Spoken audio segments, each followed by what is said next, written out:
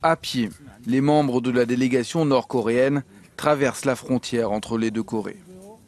Avant d'entrer dans le centre de conférence en zone démilitarisée et une série de poignées de main historiques avec leurs homologues sud-coréens.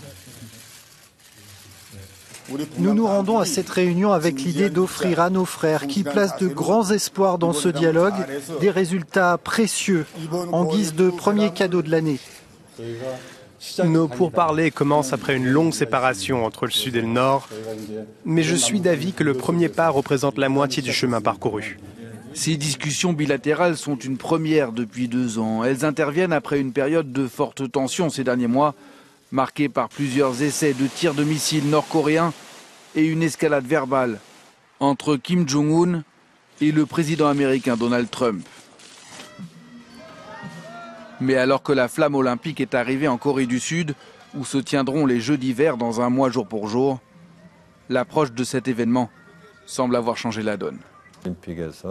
La Corée du Nord veut montrer à la communauté internationale qu'elle n'est pas un fauteur de troubles, qu'elle est un pays normal et que Kim Jong-un est un leader normal.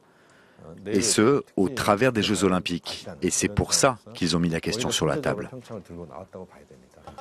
Pyongyang a d'ailleurs annoncé qu'elle enverrait une délégation à ces Jeux. Mais ces discussions pourraient bien aller au-delà de l'événement sportif et déboucher sur d'autres rencontres.